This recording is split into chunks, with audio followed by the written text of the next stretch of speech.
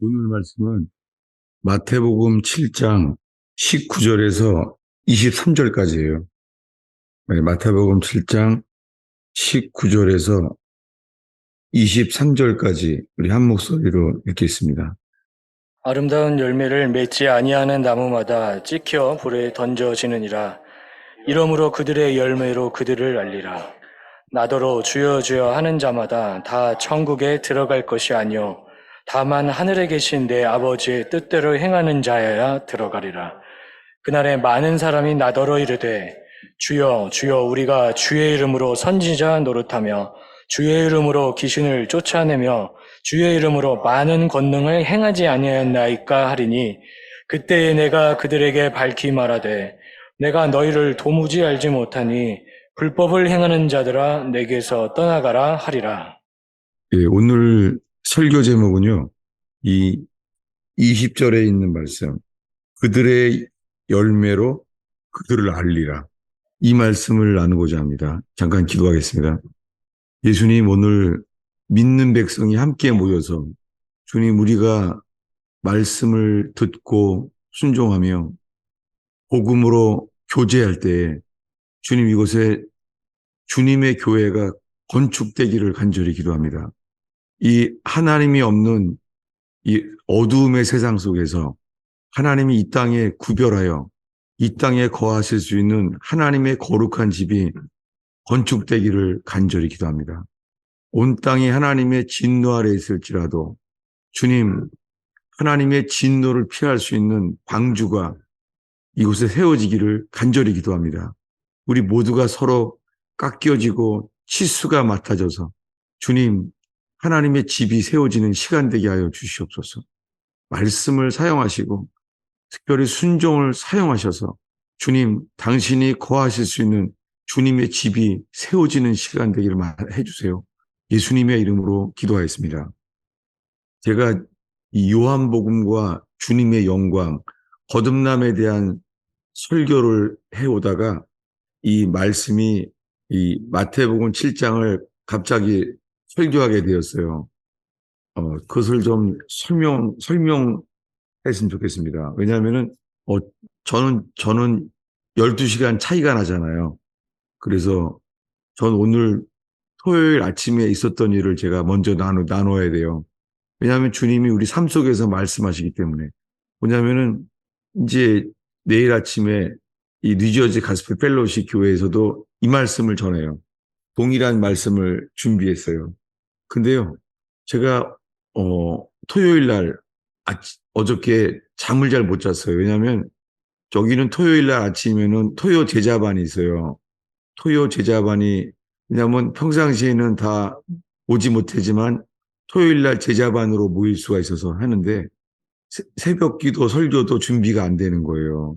그래서 당장 토요일 날 새벽 기도 설교를 어떻게 해야 되는지 하면서 잠이 들었어요. 그러면서 이 잠 속에서는 꿈에 내가 무언가를 막 하려고 하는 거예요, 제가. 그러면서 뭔가를 계속해서 하려고 밤새 뒤척이게 됐어요. 근데 그래 잠을 잘 못 잤죠. 그래서 늦게 일어났어요. 그래서 5시에 눈이 떠졌어요. 교회는 5시 45분에 새벽 기도가 시작되는데 이게 교회에서 차로 한 3분 거리예요. 근데 눈을 뜨게 됐어요. 5시면 늦게 일어나는 편이죠. 늦게 일어났는데 눈을 뜨는데요, 하나님 말씀을 주시는 거예요. 그게 눈을 뜨면서 이 말씀이, 야, 내가 오늘 새벽 기도 가서 이거를 전하게 하신다는 걸 알겠는 거예요. 그런데 성경이 어디 있는지를 잘 모르는데 한두 장을 딱 넘기고 나니까 마태복음 11장 말씀이에요. 제가 읽어드릴게요. 아주 유명한 말씀이에요. 11장 28절, 29절인데 아주 유명한 말씀이에요. 수고하고 무거운 짐진 자들아, 다 내게로 오라. 내가 너희를 쉬게 하리라. 이게 전도지에 많이 나오는 거잖아요. 근데 저는 어젯밤에가 이게 설교에 대해서 이 무거운 짐이 있었나 봐요. 있었어요, 제가. 설교를 주일날 요한복음 끝나면서 어떻게 해야 되나. 제가 분명히 이 무거운 짐이 있었어요. 근데 이것이 이 전도지에 나오는 말씀은 이게 세상 염려, 근심, 걱정, 특별히 세상에서 가장 무거운 짐, 죄짐에 대해서 하시는 말씀이잖아요. 수고한 무거운 짐진 자들아, 다 내게로 오라. 내가 너희를 쉬게 하리라. 그러니까 제가 설교하러 가는 게 지금 부담인데 주님은 그저요, 내게로 오라는 거예요. 설교하러 오라는 게 아니라 주님은 네가 먼저 내게로 와라. 제가 이 말씀이요, 평강으로 임하는 거예요. 그러면서 내가 너를 쉬게 하리라. 설교에 대한 것도 내가 쉬게 하리라. 갑자기 이 새벽 기도에 누가 오게 될지, 혹시 새벽 설교를 듣는 분들이 혹시 고민하거나 갈등하거나 그렇게 되는 게 다 사라지는 거예요. 그러면서 29절에요. 나는 마음이 온유하고 겸손하니 내 멍에를 메고 내게 배우라. 저는 설교하려는 것이 아니라 주님이요, 내게 배우라. 이게 들어오는 거예요. 그러면서 예수님이 말해요. 나는 마음이 온유하고 겸손하다라고 말씀해요. 제가 들어오는 것은, 주님은 마음이 온유하고 겸손하시지. 그것이 노래가 되는 거예요. 오늘 주일날 찬양하면서 주님의 아름다움을 노래했잖아요. 제가 이 여러분은 하루 전이죠. 이 뉴저지 토요일 날 새벽에요. 주님은 마음이 온유하고 겸손하시다는 것. 그러면 들어오는 게, 그러니까 나도 내가 겸손해져야 되는구나. 이게 들어오면서요, 눈을 딱 뜬 거예요. 눈을 떴는데 이 말씀으로 인하여 너무 기쁨이 되는 거예요. 그래서 교회에 도착하자마자 이 말씀을 폈더니 너무 은혜가 되는 거예요. 그러면서 이걸 폈더니 이전의 말씀이 또 들어오는 거예요. 뭐냐면은 11장에요. 25절 말씀인데요. 네, 제가 읽어드릴게요. 이렇게 말해요. 그때 예수께서 대답하여 이르시되 하늘과 땅의 주이신 아버지여, 이것을 지혜롭고 슬기 있는 자에게 숨기시고 어린아이들에게는 나타내심을 감사하나이다. 옳소이다. 이렇게 된 것이 아버지의 뜻입니다. 제가 만약에 말씀을 어떻게 전해야 되지? 이렇게 한다는 것은 제가 제 스스로가 지혜롭고 슬기로워지려고 한다는 것을 보게 됐어요. 근데 주님은 지혜롭고 슬기 있는 자에게 숨기신다는 거죠. 그리고는 어린아이에게는 나타나신다는 거예요.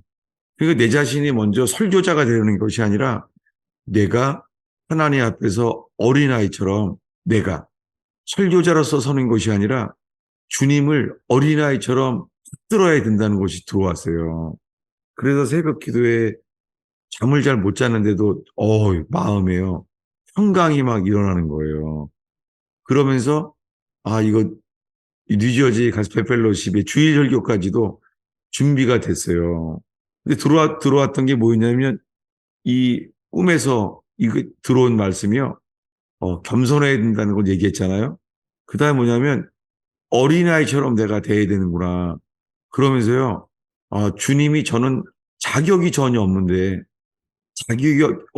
은혜로 저를 일으키신다는 것을 오늘 새벽에 정말 은혜 받았어요. 그랬더니 토요일 재발하면서도요, 사람들에 대한 반응이 민감하지가 않은 거예요. 그 뭐냐면 나눔이 뭔가 사람들이 막 반응하고 좋아하고 막 거기에 대한 것이 결과가 놓여지는 거예요. 자유가 왔죠. 해방이 되는 거예요. 그것은 주님이 하실 일인 거잖아요. 이렇게 됐어요. 그래서 하루 종일 오늘 이거 설교가 은혜로 나는 어린아이처럼만 내가 바라보면 되고 그렇게 내가 오늘 예배를 하게 됐어요. 이렇게 돼서 오늘 말씀을 설교하도록 준비가 됐어요. 자격이 없는데 정말 주님이 은혜로 이 말씀을 주신다는 생각이 들어와요. 그러니까 제가 설교를 잘하려고 하는 게 좀 노임을 받게 됐어요. 저는 정말 토요일 날 밤에는 정말 힘들었거든요. 꿈에 막 뒤척일 정도로, 그러니까 꿈에 드러난 거죠. 저의 상태가. 그 뭔가를 계속 하려고 하는데 힘들었던 거, 밤새도록. 근데 눈을 뜰 때는 주님이, 다 은혜로, 수고하고 무거운 짐진 자들아, 다 내게로 오라. 내가 널 쉬게 하리라. 멍에를 메고 내게 배우라. 설교하려고 하지 말고 내게 배우려고 하라. 그리고 이것을 어린아이에게만 나타냈다. 너는 설교하라고 하니까 자꾸만 지혜롭고 슬기롭게 되려고 하는 거야. 이러면서 제가 청교도들이 통화에서 봐왔던 수많은 책이요. 제가 항상 그걸 먼저 보거든요. 이 책이 진짜야. 리차드 백스터 이런 분들의 책 이게 진짜야. 이분들이 진짜 이게 조나단 에드워드 책 한 번씩 이렇게 봐요. 이게 진짜야. 근데 이렇게 하는 거 어린아이들이 안 하잖아요. 제가 이런 게 오늘 아침에 정말 절망 속에서 회복이 됐어요.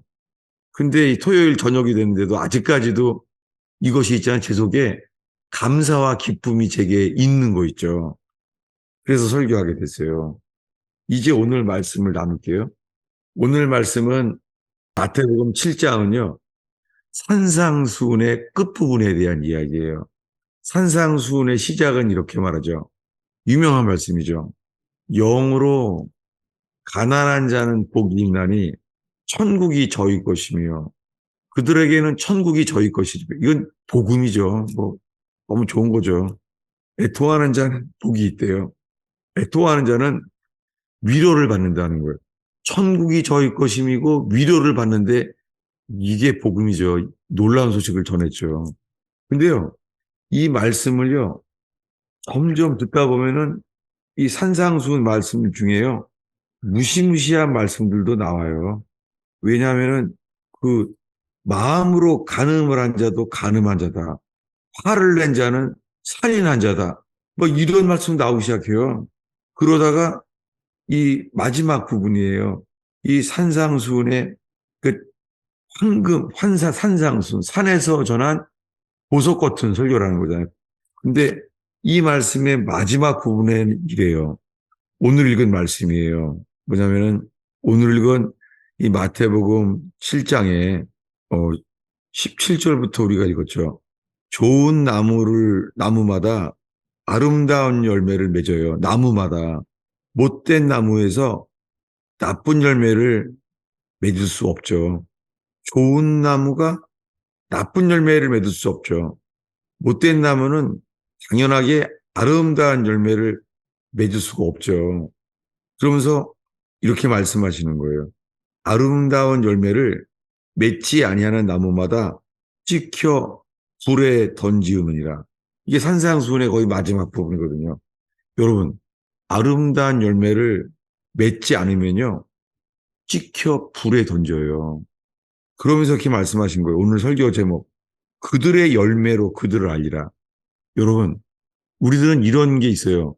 예수님, 내 마음 아시죠? 막 이런 CCM도 있잖아요. 주님은 나를 사랑하고 아신다는 거예요. 아니에요. 여러분, 이 말씀은요, 이 최후의 심판 때에 해당되는 말씀을 하시는 거예요. 주님은요, 그들의 열매로 그들을 알아요. 말로 몰라요. 말의 고백으로 주님은 분간하지 않으세요. 우리가 마음으로요, 예수님 내가 당신을 믿습니다. 주님 내 이 고백을 아시죠? 내 기도를 들으시죠? 아니에요. 주님은요, 열매로 알아요, 우리를. 여러분, 지금 예수 믿은 지 얼마나 되셨어요? 그리고 앞으로요, 얼마나 더 믿어야지요, 열매를 맺을 수 있겠어요. 여러분, 지금 여기에서요, 우리는 이미 이 산상수훈의 이 말씀 앞에 서기 전에요, 성경을 이미 너무나 많이 알고 있어요. 교리, 닥트린으로요. 왜냐하면, 그래서 우리는요, 피할 길이 있는 거예요. 나는 믿음이 있다는 거예요. 여러분, 사람들이 생각해요. 나는 믿음이 있고, 주님이 나를 위기에서 건져주신 체험도 있고, 다 있어요. 옛날에 성령 체험한 경험도 있어요. 이런 게 교리예요. 그래서 주님이 나를 인도했다는 것을 증명할 만한 삶의 체험이 이미 있어요, 다. 근데요, 주님은 그날에 이렇게 말해요. 나는 너희들을 열매로만 안다. 여러분, 그래서 마지막 때는요, 추수 때예요. 여러분, 인생의 마지막은 추수 때예요. 추수에서 뭘로만 증거예요? 열매로만 추수해요. 열매로만 증거예요. 여러분, 지금까지 예수 믿었는데 이 상태로요, 현재 열매가 있나요? 우리들은 주일학교 때요, 여름 성경학교 때 유명한 말씀이 있어요. 예수는 참 포도나무, 우리는 가지이니. 여러분, 포도나무에요, 붙어 있으면 자연스럽게 포도 열매 맺어요. 여러분, 우리 의원교회로 예배 가운데 지금 모여 있는 여러분, 저 자신도 나부터 있잖아요. 우리 모두요. 그날의 주님은요.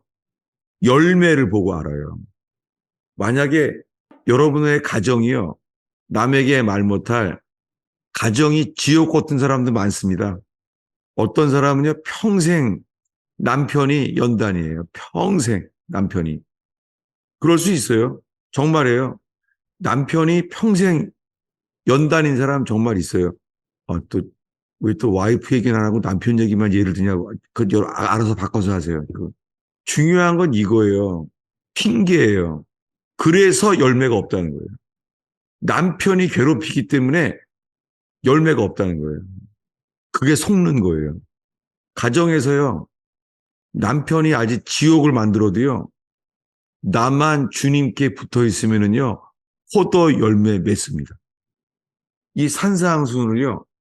이렇게 말한 분이 있어요. 이 산상수훈의 이야기 갖다가요. 제가 잊어버렸는데 아마 사도 선다싱이라는 분이 얘기했던 것 같아요.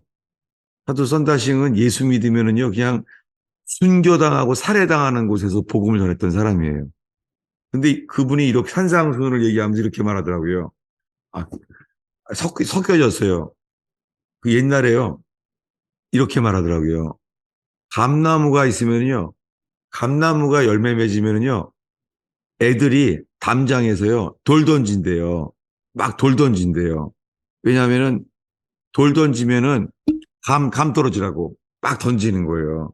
근데 여러분, 감나무는 돌마저도요, 가진 게 감밖에 없기 때문에 애들한테, 돌 던지는 애들한테요, 감 준대요, 감.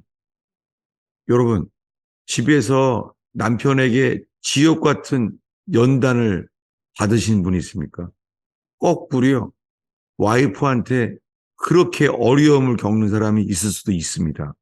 근데 뭐예요? 이것은요, 우리가 주님께 붙어 있느냐 아니냐예요. 예수님은 포도나무예요. 우리가 포도나무에 붙어 있으면 돌이 날라와도 나오는 것은요, 감나무면은 돌 던져와도요, 감나무를 먹게 만들어줘요. 이 열매입니다. 여러분, 오늘 어떤 사람들은 부부간에 아주, 아주 많이 행복한 사람이 있을 수도 있어요. 뭐, 대부분은 많이 식어지고 덤덤해질 수도 있죠. 근데요, 상관없어요. 집이 너무 행복하건 그렇다고 열매 맺는 것도 아니에요. 남편이 연단을 주고 지옥 같은 집을 만드는 사람들도 정말 있습니다. 근데요, 남편이 정말 생지옥 같은 인생을 만든 사람도 정말 봤어요. 만나고 있어요. 근데요, 남편을 지옥같이 만들었기 때문에 더 주님만 바라보고, 누구요? 포도나무 대신 예수님만 바라봐서요. 주님은 뭐예요? 포도 열매를 맺게 해서요. 그래서 뭐라고요? 열매를 맺게 하세요. 우리가 죽게 붙어 있다면 무엇입니까? 그런데 너무나 많은 사람들이요. 가정의 연단, 계속 연단 속에 있는데요. 열매가 없는 거예요. 그럴 때 죽음 앞에 섰을 때요. 추수할 때 죽음 앞에 섰을 때요. 우리 아무도 핑계 댈 수 없어요. 주님은 뭘 보고 우리를 안다고요? 그들의 열매로 그들을 알리라. 여기에 그들에요. 우리를 집어넣어야 돼요. 오늘 의원교회 우리를 집어넣어야 돼요. 뭐라고요? 예수님은 우리들의 열매로 우리를 아세요. 여러분 오늘 갑자기 이 설교를 급선회하게 됐는데 저는 이것이 주님이 토요일 날 저의 좌절과 잠도 못 자는 절망 속에서요. 값없이 거저 은혜로 이 말씀을 나누게 계세요. 그러니까 저는 이 말씀을 제가 만들어진 것도 아니고 정말 은혜로 저한테 이것을 정말 나팔처럼 맡겨주신 게 정말 감사해요. 저는 그저 소리일 뿐이에요. 여러분, 사실 뉴저지의 교인들도요, 일주일에 한 번 만나요. 서로의 삶을 몰라요, 다. 일주일에 한 번 만나는 거예요. 마찬가지로 오늘 저는 의원교회에 이 줌으로 만나게 된 것도 정말 은혜죠. 여러분이 간절함으로 말미암아 줌으로 이 연합될 수 있는 것은 감사한 일이죠. 이 줌으로 인하여. 정말 이 과학의 혜택이 이 줌이라는 이 마틴 루터는 상상도 할 수 없는 이렇게 줌으로 미국을 건너서 한국 사이에서 이, 이 과학의 혜택이 이 줌으로 예배를 대치하는 것이 아니라 연합될 수 있는 복의 임하기를 실체가 되기를 축원합니다. 근데 예수님 이렇게 말하는 거예요. 열매로 보고 안다고 하시면서 이렇게 말해요. 나더러 주여 주여 하는 자마다 천국에 들어갈 것이 아니에요. 여러분, 주님이 말해요. 우리가 주여 주여 한다고 천국 못 들어가잖아요. 다만 하늘에 계신 아버지의 뜻대로 행하는 자라야 들어간다는 거예요. 여러분, 이제 제가 설명하는 게 이거예요. 우리는 이미 초신자 때부터요. 수많은 교리를 알고 있어요. 우리는 변하지 않았는데도 머릿속에요. 이미 교리가 가득 차 있어요. 뭐예요? 이런 게 있어요. 우리는 행할 수 없어. 우리는 믿기만 하는 거야. 뭐죠? 사도 바울 서신이에요. 사람들은 이미요. 복음서를 건너뛰어서요. 우리가 행함으로 구원 못 받아. 우린 다만 믿음으로 구원받는 거야. 이렇게 돼 있는 거예요. 그러니까 오히려 사도 바울 서신이 우리에게요. 이 회개와 믿음을 이끄는 것이 아니라요. 피하는 길이 돼버렸어요. 이것을 제가 어떻게 설명해야 할지 자신이 없네요. 다만 함께 정직하게 서기를 바라는 거예요. 자, 22절에 이제 말해. 22절에 그날에 여기 그날이 드러났죠. 그날. 그날은 뭐예요? 마지막이에요. 추수 때 마지막이에요. 이렇게 말해요. 그날에 많은 사람이 나더러 이르되 주여 주여. 여러분, 이 많은 사람들 다 믿는 사람들입니다. 이거 다 예수 믿는 사람들이에요. 주여 주여 하는 사람들. 평생 예수 믿는 사람들이에요. 그러면서 말해요. 우리가 예수님의 이름으로 예언 사역하며 예수 이름으로 귀신을 쫓아내며 예수의 이름으로 많은 기적을 능력을 행했다는 거예요. 여러분 이거 예수님을 믿어야만 가능한 일이잖아요. 이거 보통 믿음 아니잖아요. 이거 다 이 정도면은 치유 사역자 부흥 강사 아니에요? 치유 사역자 부흥 강사예요. 근데 예수님 이렇게 말할 거래요. 23절에요. 그때에 이게 뭐예요? 마지막 때예요. 인생 끝에 마지막 때예요. 그때에 그들에게 밝히 말할 거다. 뭐라고요? 내가 너희를 도무지 모른다. 여러분, 오늘날 수많은 교인들이요. 나는 예수님을 안다는 거예요. 내가 예수님을 안다는 거예요. 근데 예수님 뭐라고요? 예수님은 그들이 믿는다고 말하는데도요. 주님이 이런다는 거예요. 내가 너희를 도무지 알지 못한다. 라고 말한다는 거예요. 여러분, 이런 간증이요. 최근에 멕시코에서 빈민 선교하는 선교사님이요. 이 교통사고로 죽게 됐어요. 근데 그때 주님이 이 영적인 세계 안으로 데려가셔서 천국도 보여주고 다 했는데 뭐냐면 주님이 그거예요. 난 널 모른다는 거예요. 그 사람은 선한 사람으로 오랫동안 예수를 잘 믿어온 사람인데 주님이 난 널 모른다는 거예요. 여러분 또 한 가지가 있죠. 이름을 대면 알 수 있는 현신의 권사님 얘기 아시죠? 현신의 권사님은요, 불교 신자였다가 예수 믿은 사람이에요. 근데 이분한테 주님이 치유의 은사를 주셨잖아요.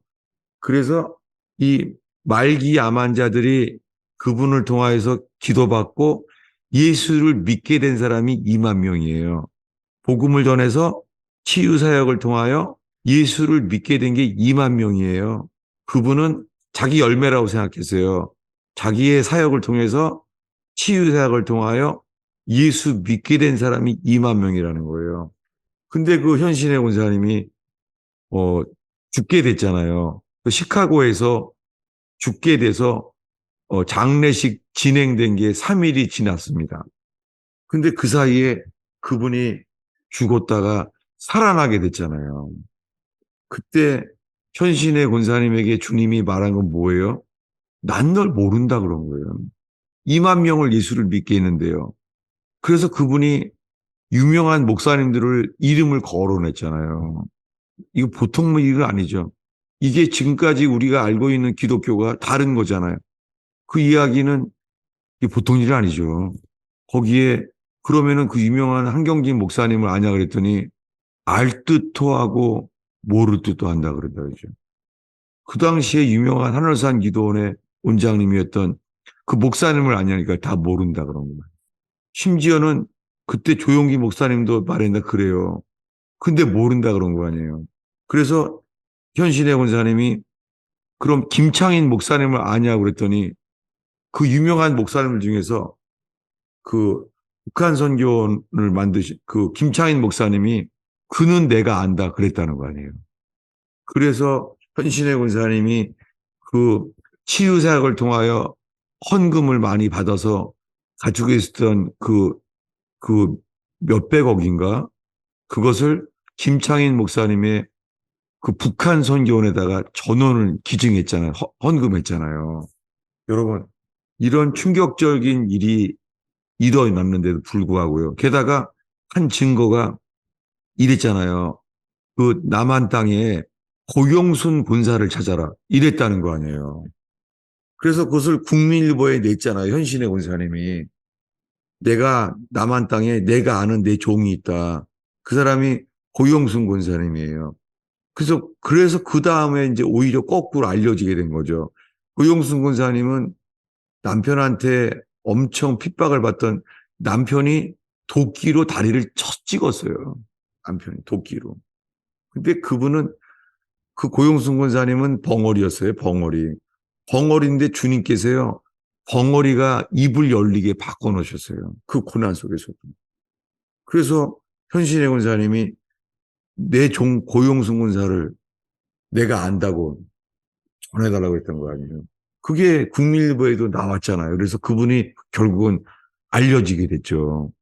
여러분, 설교 중에 특정인 사람을까지 예화를 듣게 되는데요. 여러분, 그냥 이것은 한 그 예화고 똑같아요. 예수님이 다 예수 믿는 줄로 알아요. 근데 뭐라고요? 나는 도무지 너를 모른다. 네가 내 이름으로 이거예요. 예수의 이름으로 예언사역을 하고 예수 이름으로 병 고치고 예수 이름으로 많은 기적을 행해도요. 주님은 나는 너를 도무지 모른대요. 왜요? 그게 열매가 아니거든요. 열매. 지금까지 한 모든 말씀에 적용돼서요. 오늘 설교 본문 이 마태복음 7장 20절에 뭐라고요? 나는 그들의 열매로 알겠다고 하신 거예요. 산상수훈 말씀 중에 마지막 설교분에 한 거예요. 7장 20절에 나는 그들의 열매로 그들을 알리라. 여러분, 우리들 집어넣으면 돼요. 우리의 열매로 우리를 알리라. 근데 여러분, 많은 사람들은요, 우리 열매를 절대 가정이 지옥처럼 그렇다고 핑계댈 수가 없어요. 이게 예수님이 산상순설교는 첫 해 하신 말씀이에요. 그런데요, 예수님이 십자가에 죽기 전에요, 아주 비슷한 말씀을 하셨어요. 이제 3년이 지났어요. 이 산상수는 예수님이 설교하신 첫 해 하신 말씀이에요. 근데 이제 3년이 지났어요. 예수님이 죽기 직전이에요. 예수님이 죽기 며칠 전이에요. 이야기예요. 이게 찾아보겠습니다. 마태복음 25장이에요. 저는 그저 설명할 뿐입니다. 이것이 설명이 생명될 수는 없어요. 여러분이 지금 주님만 바라보셔야 돼요. 예, 마태복음 25장이에요. 25장 1절입니다. 읽겠습니다. 그때에 천국은 마치 등을 들고 신랑을 맞으러 나간 열처녀와 같다 하리니 예, 그때에 천국은 신랑을 맞으러 나간 열 처녀와 같다는 거예요. 근데 그 중에 다섯은 미련하고 다섯은 슬기로웠대요. 이 두 종류의 그리스도인이 나와요. 근데 등불이 막 이제 꺼졌잖아요. 근데 이 등불을 다시 이제 사러 갔다 왔죠. 사러 갔다 왔더니요. 어떻게 되냐면, 자, 10절부터 12절까지 읽겠습니다. 그들이 사러 간 사이에 신랑이 오므로 준비하였던 자들은 함께 혼인잔치에 들어가고 문은 닫힌지라. 그때 남은 천사들이 와서 이르되 주여 주여 우리에게 열어주소서. 대답하여 이르되 진실로 너희에게 이르노니 내가 너희를 알지 못하노라 하였느니라. 똑같죠. 내가 너를 알지 못한다. 우리들은 주님을 안 돼요. 우리는 예수님을 신랑이라고 여겨왔어요. 근데 주님 뭐라고요? 나는 너희를 알지 못한다. 이거예요. 다들 뭐냐면 산상수훈 처음부터 3년 지났는데도요. 예수님의 설교는 똑같아요. 사람들은 이거예요. 우리는 예수님을 압니다.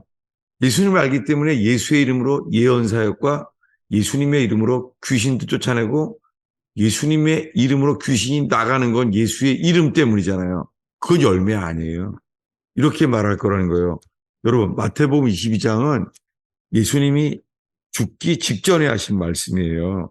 이 말씀을 마치면 이렇게 돼요. 26장 1, 2절을 읽겠습니다.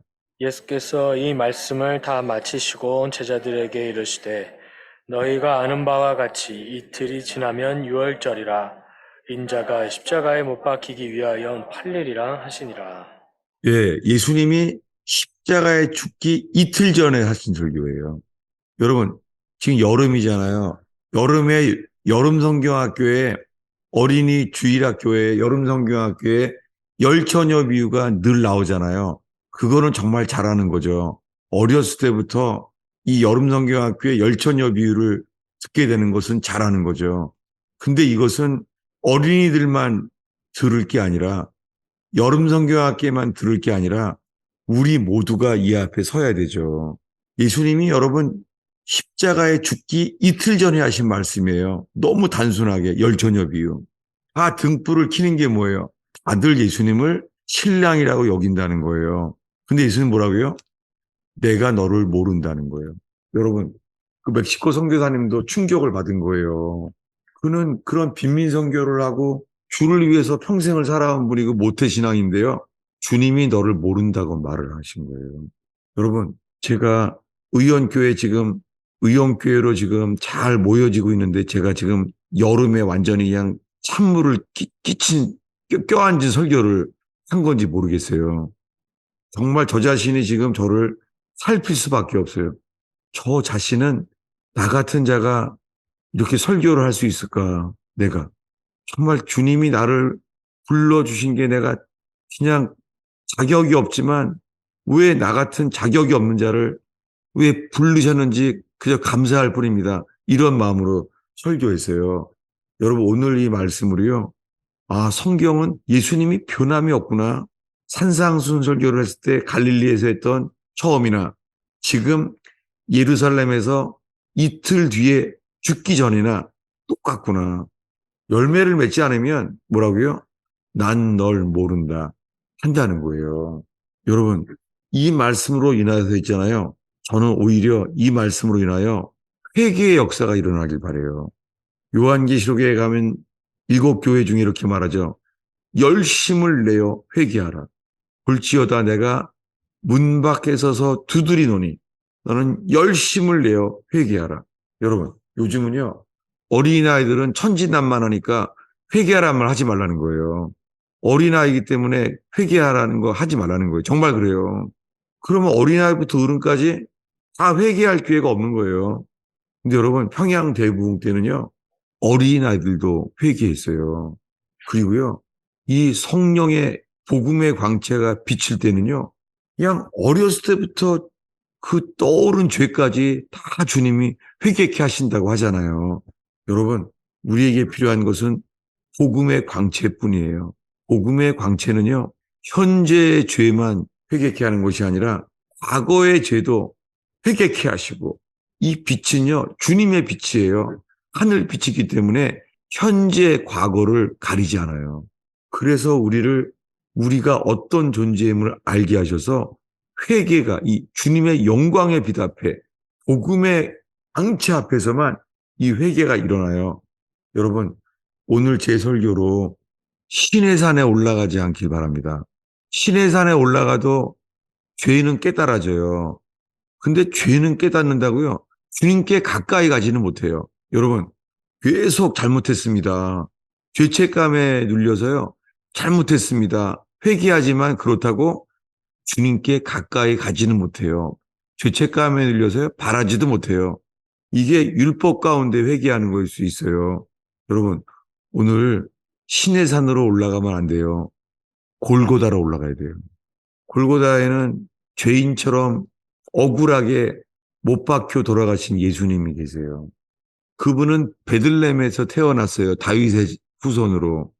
근데 죄패에는 이렇게 쓰여 있어요. 나사렛 예수라고 쓰여 있어요. 예수님은 십자가의 죄패까지도 속았어요. 거짓말로요. 여러분, 나사렛에선 선한 것이 나올 수 없어요. 다윗의 후손 베들레헴에서 태어났어요.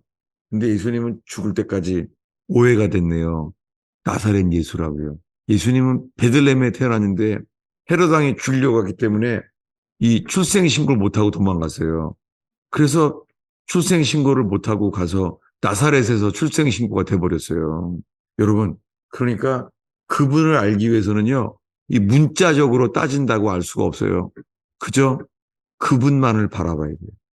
십자가에 못 박히신 예수님, 그분은 하나님의 아들이셨습니다. 하늘 보좌를 버리시고 죄가 전혀 없으신 분인데 죄인처럼 못 박혀 죽었습니다. 그리고 부르짖었어요. 아버지여, 어찌하여 나를 버리셨나이까? 나의 하나님. 십자가에서는 아버지라고도 부르지도 못했어요. 마이 갓. 하나님의 진노 앞에서. 여러분, 그분이 우리 때문에 하나님의 진노를 대신 받으셨어요. 그 공로를 연합된다면 우리 속에 하나님의 진노는 사라지고 우리 속에 세상이 줄 수 없는 평안, 이렇게 말씀할 거예요. 손과 발이 못 박혀서 죄를 행위에 회개할 수도 없어요. 근데 주님이 이렇게 말할 수 있어요. 너는 오늘 나와 함께 파라다이스, 낙원에 있으리라. 놀라운 복음의 선포를 들을 수 있을 것입니다. 골고다 언덕으로 올라가면 이것이 회개예요. 회개는 예수님과 연합되는 거예요. 나의 주여, 당신의 나라가 임할 때에 나를 생각하소서. 그 사람은 교리가 없잖아요. 교리가. 그 손과 발에 못 박히는 고통 속에서요. 십자가 옆에서 나의 주여, 당신의 나라가 임하시면 나를 생각하소서.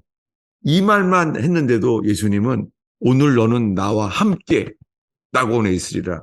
여러분, 오늘 골고다의 주님만 바라봄으로 말미암아 그저 믿음으로, 행위는 없는데도요, 믿음으로 주님이 오늘 나와 함께 낙원에 있으리라.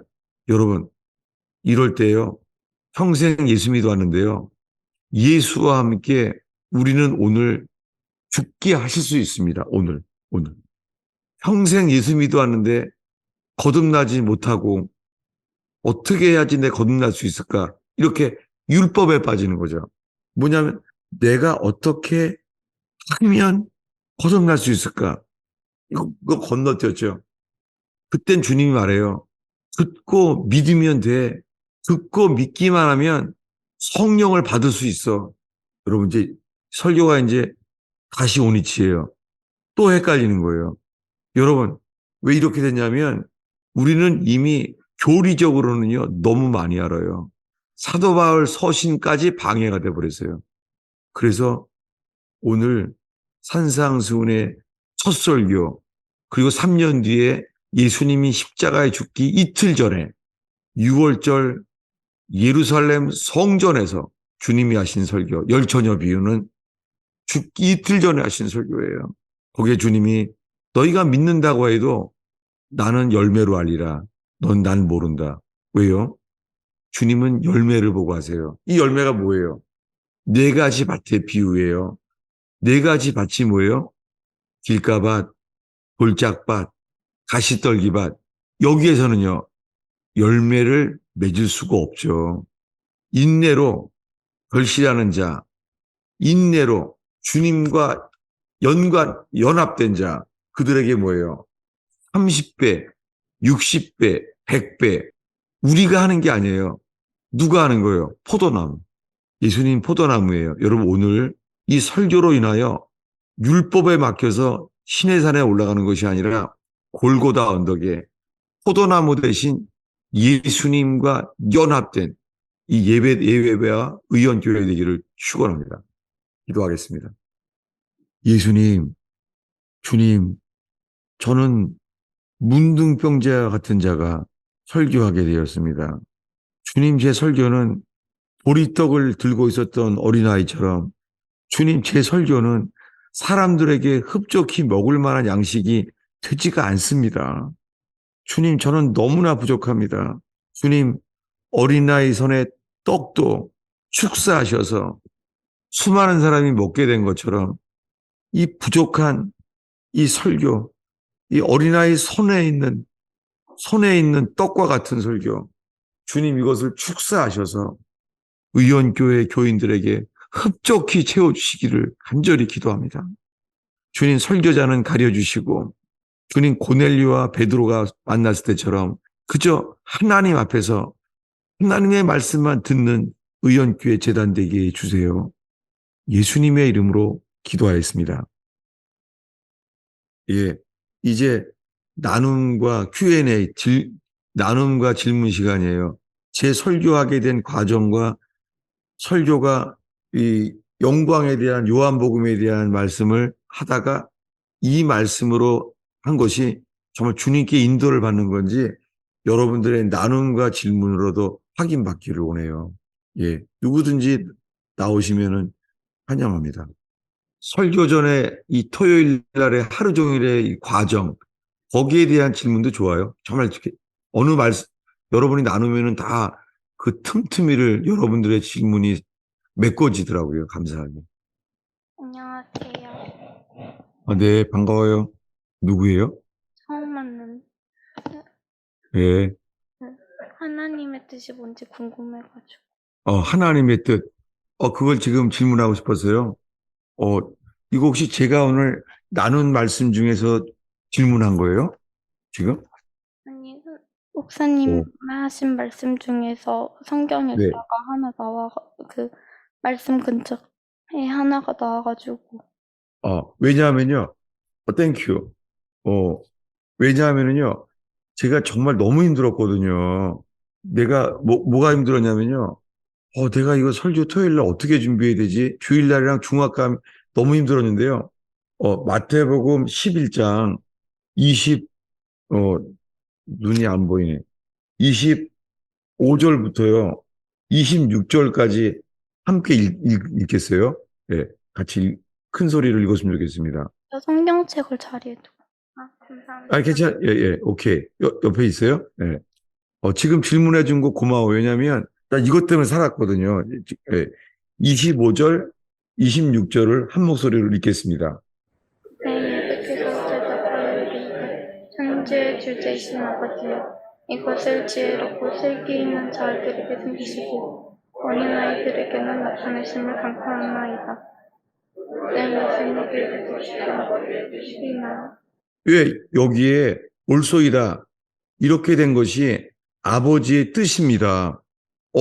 전 이 말씀이 이게 아버지의 뜻이구나. 뭐가요? 지혜롭고 슬기로운 자에게는 숨기시고 어린아이에게 나타내심, 이것이 이렇게 된 것이 아버지의 뜻이라는 거예요. 여러분, 오늘 설교를 들어오는 모든 사람들에 해당되는데요. 근데 지금 오늘 그 질문한 자매는 몇 살이에요? 14살이요. 아, 14살. 아니니까 13살이요. 아, 만으로 13살. 아, 진짜 고마워요. 오늘 나온 게요. 주님이 이 말씀을 더 드러내려고 하신 것 같아 너무 감사해요. 그동안 그 왕초 신자 빼고는 지금 이렇게 나온 거 별로 없었거든요. 근데 지금 13살 자매가 나온 게요. 정말 주님이 제가 나눈 이 설교에 대해서요. 이건 완전한 확증이랑 리마인드예요. 정말 고마워요. 왜냐하면요.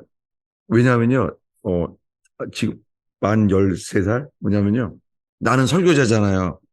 나는 만으로 63세예요. 근데 뭐냐면요. 정말요. 아무리 오래 믿었는데요. 제가 잊어버린 게요. 내가 설교자로요. 어린아이 같이 주님을 받드는 걸 제가 정말 잃어버렸어요. 정말이에요. 정말 제가 요즘 이거요. 내가 정말 주님을 사랑합니까? 첫사랑을 잃어버린 거예요.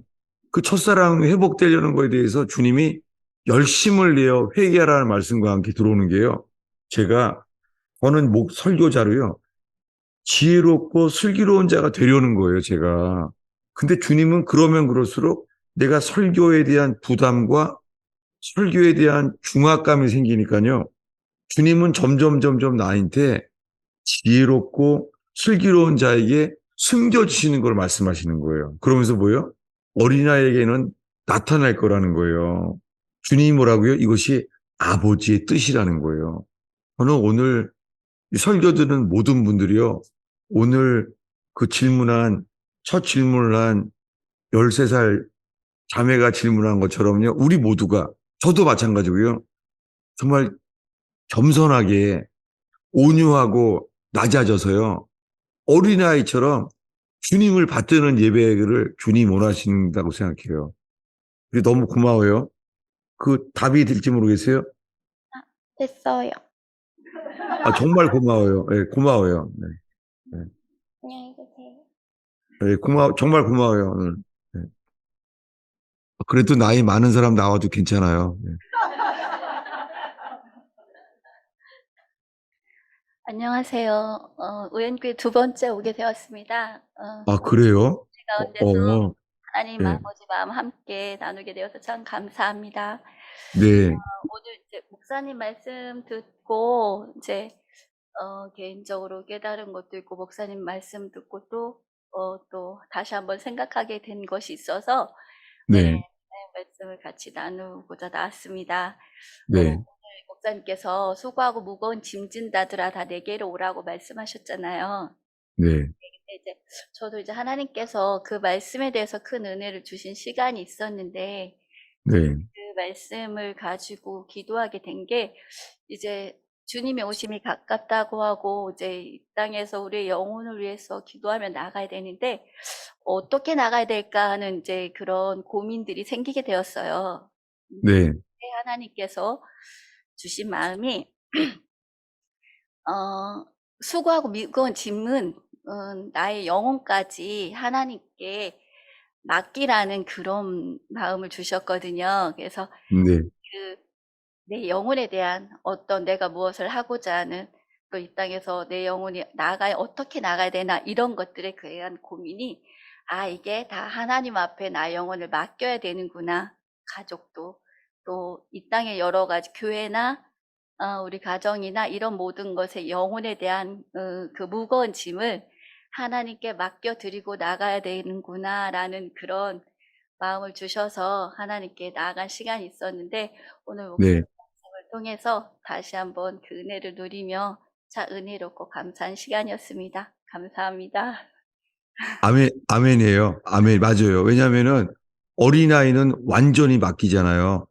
그래서 지금 자매님이 나누다 보니까 떠오르는 게 지금 나눴기 때문에 다윗이요. 사울왕이 죽이려고 하는 그 어려운 연단 속에서 그게 보통 연단이에요. 근데요, 다윗은 자기가 젖된 아이의 평온함이 있다는 거예요. 다윗이요. 젖된 아이의 평온함. 그러니까 다윗은 골리앗을 죽이는 용사인데도요. 그 주님 앞에서 어린아이의 맡겨짐이 있잖아요. 아주 땡큐 감사해요. 사실 마음에네요. 저도 제가 설교를 맡기지 못하니까 제가 자꾸만 지혜롭고 슬기로운 자가 되려는 게 돼버린 거예요. 근데 오늘 폼폼을 주셔서 고마워요. 근데 아니 오늘 교회 처음 두 번째 왔어요? 아, 네, 맞습니다. 아, 하나님 예, 시간이 왔습니다. 아, 네. 저는 왜냐하면 제가 이거 안 보이고 모르거든요. 그래서요. 아, 반갑습니다. 감사합니다. 네. 저는 지금 의원교회랑 같이요. 저는 초대교회 회복을 소망하게 됐어요. 제가, 제가 가스펠 펠로우십 교회 늦어지는요. 주님이 목회를 다시 했을 때 한 영혼을만 나라에 남아 있어도 목사로 섬기라고 그랬어요. 그렇게 늦어지는 저한테는요. 하나님의 집이에요. 베델처럼. 근데 의원교회는 저한테는요. 길갈 같아요. 길갈. 정말 저한텐 그렇거든요. 근데 길갈이 뭐냐면요. 가나안 땅에 들어가는 사람들은 길갈이란 말이 맡긴다는 거예요. 완전히 맡기라. 롤 오버. 어린아이처럼 엄마 옆에 완전히 맡기는 거예요. 근데 오늘 또 그걸 그렇게 컨펌을 주셔서 감사해요. 저는 교제가 하는데 저도 확인이 돼요. 너무 감사하게. 그러면서 이제 겨울이 다가갈 때까지는요. 저는 이제 앞으로 교회란 무엇인가를 나눌 마음이 있어요. 그래서 이제 그 보기 원하는 책들을 소개하려고 그러고 그렇게 준비하고 있어요. 뭐냐면은 그 주님이 방주 때 의의 말씀을 맡겼잖아요. 의의 도를 전했어요. 의의 도를. 노아가요. 사랑의 도가 아니에요. 의의 도를 전했는데요. 아무도 안 들었잖아요. 그중에 노아의 조카들도 안 들었어요. 그러니까 복음은 혈과 육이 아니에요. 아무도 안 들었잖아요. 근데요, 방주를 만들어서 연합한 사람과 방주에 들어간 사람은 그들밖에 없었어요. 많은 사람들은요, 나는 설교를 들었어. 그럼 될 줄로 알아요. 여러분, 이거는 인터넷으로 허가 될 수 있어요. 여러분, 방주를 지은 사람은 방주를 함께 지어서 연합된 사람만 방주 안에 들어갔어요. 근데 오늘날에는요, 그러니까 교회가 돼야 돼요. 그래서 이거는 교회란 무엇인가를 앞으로 전하려고 준비하고 있습니다. 예. 그리고, 예, 예, 누가 나왔네요. 목사님 안녕하십니까? 저 왕초신입니다. 아, 예, 알겠어요. 이제 좀. 네. 할렐루야. 네. 이게 목사님한테 설탕 같은 얘기를 바라면 안 되지만 네네. 오늘 또 설교 말씀을 듣고 조금 더 어려워져서 예, 예. 이게 뭔가 순서를 아주 헷갈려서요. 그러니까 이제 목사님 설교 말씀을 들으면 예. 다를 없애야 되고 회개를 해야 되고 들어가는 길은 좁고 근데 오늘은 이제 또 난 널 모른다까지 배웠습니다. 이게 순서가 맞아요. 예, 맞아요. 야, 왜냐면요. 내가 아까 이 말씀은 언급하지 안 했었어요. 안 했는데 지금 이 말을 했어요. 지금 형제님이 세상에 그 길이 좁다는 말까지 했어요. 그죠? 예, 예, 예. 맞아요. 지금 그 앞에 거를 저는 못 말했는데 너무 땡큐. 지금 제대로 말했어요, 오늘. 그래서 아직 저는 자아가 살아 있어서 제 자아로 인해 회개를 하고 그러니까 이게 어떻게 순서를 해야 될지 아예 정의가 내려지지가 않아서 이게 자아도 없애야 되고 회개도 해야 되고 아예 예, 자아를 어렵습니다. 네, 우리가 없애지 못해요. 네, 근데 주님이 서로의 자아가 부닥칠 때 그 가정에서 부닥치는 거와 비슷해요. 자아가 부닥치잖아요. 그 자아가 부닥칠 때 보면은 다들 그때가 주님을 바라보면요. 자아가 부닥치는 순간이 주님을 바라보는 사람은 내가 죽어야 됨을 알아요. 근데요. 자아는 절대 안 죽거든요. 어떻게 되겠어요? 나는 맞고 상대방 틀리다는 거를 설득하려고 엄청 인생을 다 보내요. 신기한 게, 이 성경 규절인데요. 아브라함을 고치시려고 아브라함을 조카 롯을 만나요. 롯은 다 뺏어가는 사람이에요. 싹 다 뺏어가요, 롯은. 롯은 평생 짐덩어리예요. 근데 그걸 통하여 롯은 안 변화돼요. 아브라함이 변화돼요. 그 아브라함 다음에는 누가 있냐면은 이삭이에요. 아들이. 이삭인데요. 이삭 옆에는 이스마엘이 있어요. 이스마엘은 평생 연단을 줘요. 근데요. 이스마엘은 안 바뀝니다. 이스마엘은 안 바뀌는데 이삭은 그로 인하여 하나도 안 바뀌는 이스마엘을 통하여서요. 이삭은 점점 주님의 사람으로 바뀌어요. 똑같아요. 그 다음에는 야곱이에요. 야곱한테 누가 있어요? 에서예요, 에서. 에서는요, 야곱이 평생 이스라엘로 바뀌는 동안에 에서는요, 하나도 안 바뀌어요. 난 연단시키는 거예요. 여러분, 지금 질문을 할게요. 지금요? 지금 나는 틀린 사람을 통하여 내가 변화받는 사람인가? 이게 회개예요. 아니면요, 결국은 남을 연단시키는 인생으로 바뀌어요. 중간은 없습니다. 형제님은 어떤 사람으로 지금 가고 있어요? 어떤 사람으로? 형제님은요? 연단으로 단련되고 있는 사람 같습니다. 남을 연단시키진 않고요? 저는 안 한다 생각하는데 상대방의 입장은 못 들어봤습니다. 그렇죠. 맞아요. 그거는 상대방이 말해야 돼야 그날이 오죠. 예. 그게 교회 생활이에요. 맞아요. 예. 예. 오늘 아주 잘 말해서 땡큐. 진짜 이제 초신자 아니에요. 이제 정말. 정말이에요. 말씀 감사합니다. 예. 예. 질문 아주 고마워요. 예. 여러분, 오늘 설교를 듣다가 이런 마음이 막 들죠. 오늘 막 그냥 병이 다 낫고, 뼈도 다 제대로 그냥 다 카이로프락틱 필요 없이 다 되고, 이빨도 다 낫고 그냥, 그럼 너무 좋잖아요. 여러분, 그것을 주님은 선물로 치유를 줄 수 있죠. 기적이 일어날 수 있죠. 근데 그런 일이 일어나도요, 그런 일로 인해서 못 박히신 주님만을 더 어린아이처럼 바라보는, 그렇게 그것을 주님의 더 기뻐하는 뜻인 줄로 믿습니다. 네.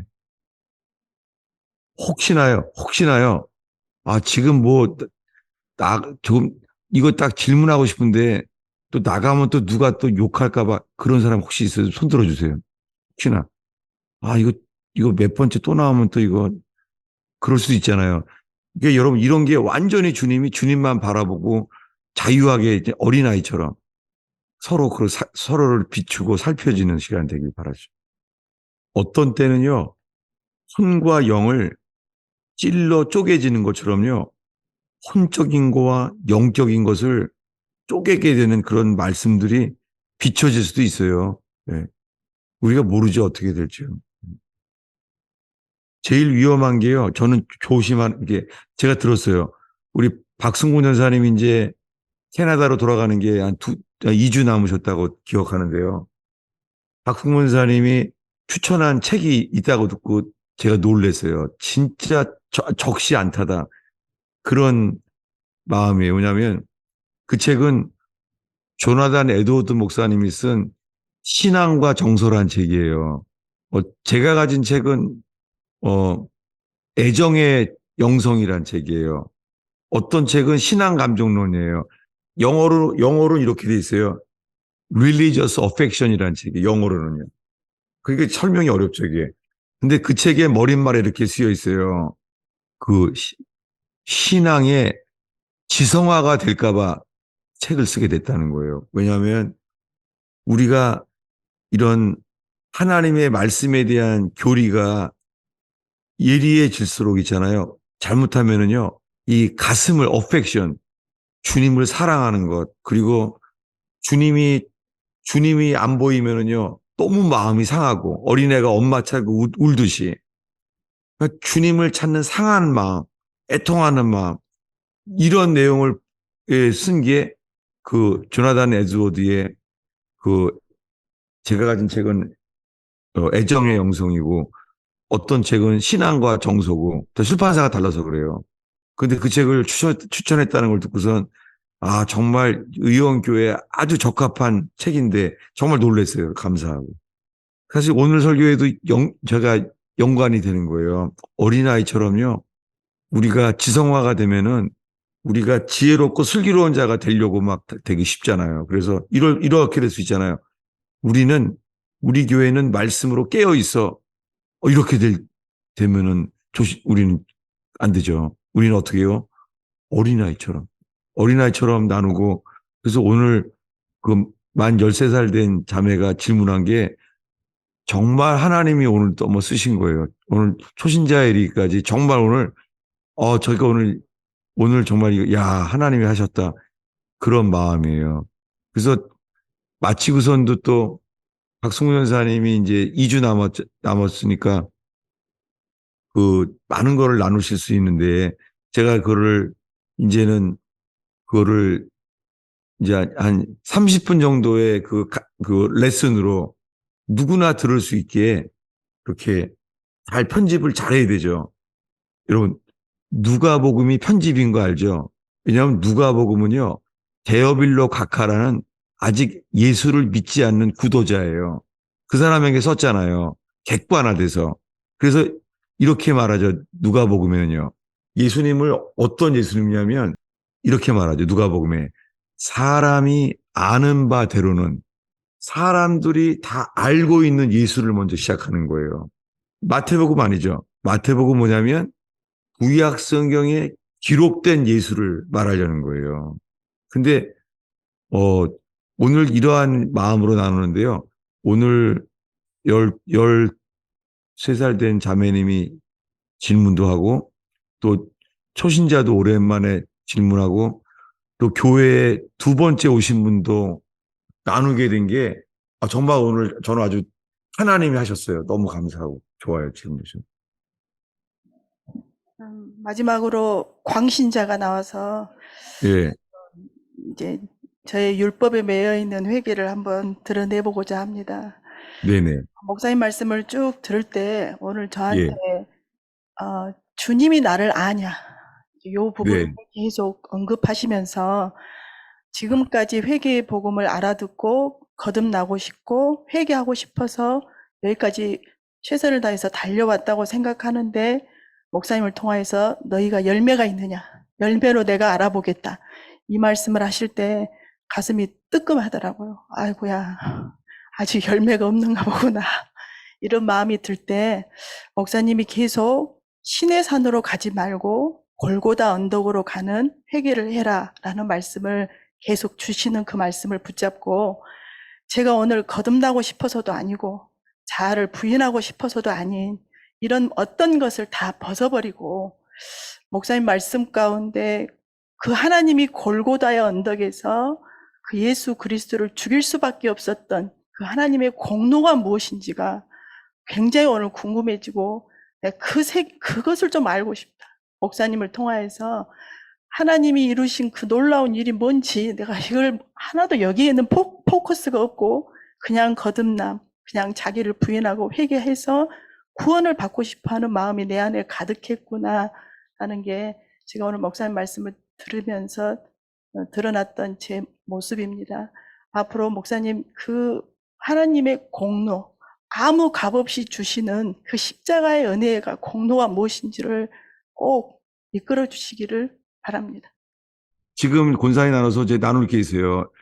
그, 그, 그, 교리의 지성화에 대해서 우리 그 책에 나오는 거예요. 제가 떠올랐어요. 뭐냐면요. 이제 질문을 할게요.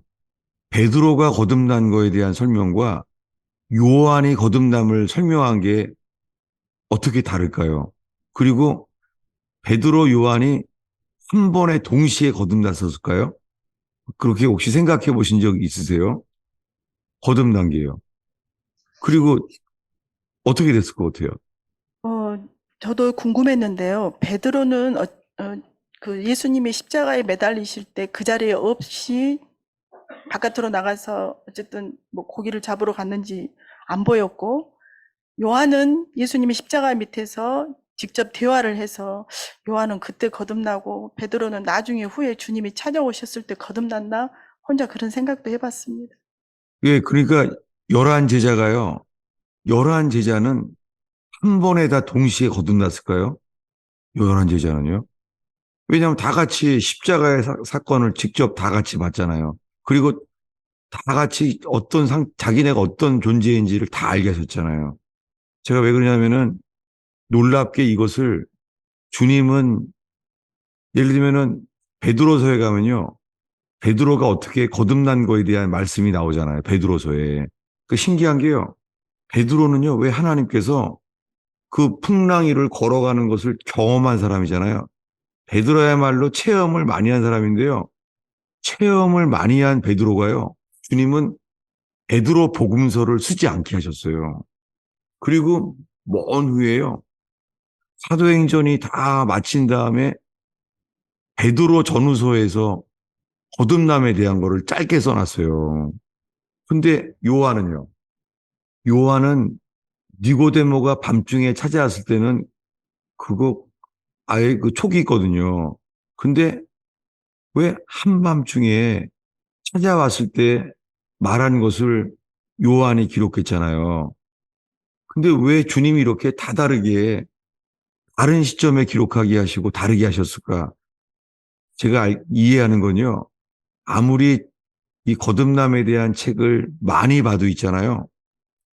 어린아이처럼요. 하나님이 우리에게 어떤 말씀으로 역사하실지는 어린아이처럼 주님을 바라는 순간 우리가 전혀 알 수 없는 순간에 역사하시기 때문에 오늘 어린아이처럼 주님을 바라보는 게 답이라고 생각합니다. 예, 감사합니다, 목사님. 예, 예. 오늘 제가 권하고 싶은 거는 권사님이 그 질문 때문에 떠오른 게 저거였어요.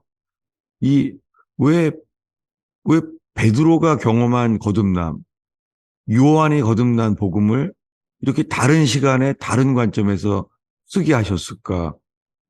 저는 개인적으로 그런 거 굉장히 그 앞에 서 있어요, 여러분. 예. 그리고 우리 가운데 정말 이게 신학자의 관점이 아니라 저는 누가복음처럼, 누가복음은 데오빌로 각하에게 객관적으로 쓴 거거든요. 불신자도 받을 수 있도록. 전 이렇게요. 여러분들의 이제 깨달음이 안 믿는 사람도 받을 수 있는 그런 언론의 시각에서 뉴스에 나오는 것처럼요. 그렇게 누가복음의 관점도 일어나기를 제가 기도해요, 사실은. 네. 예, 오늘은 정말 너무 좋았어요. 제가 축도하고 마치겠습니다. 예수님, 이 부족한 자의 설교, 주님 정말 저는 너무나 준비가 부족한 설교입니다. 저는 주님이 주신 것, 그것만을 붙잡으려고 정말 저는 이 풍요롭지 못한 설교를 보리떡처럼 설교하고 있습니다.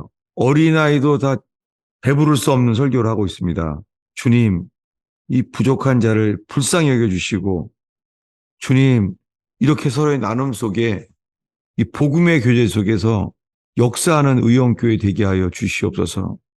주님, 어린아이들도 나누고 싶어하는, 초신자도 나와서 나누고 싶어하는, 주님만 함께 바라보는 그러한 의원교회 되게 해주세요. 정말 눈에 보이지 않는 주님만 바라는 것이 아니라 죄인 속에 계시는 이 죄 많고 부패한 우리 심령 속에 계시는 우리 안에 계시는 주님을 서로 보게 되는 복음의 교제가 되게 하여 주세요.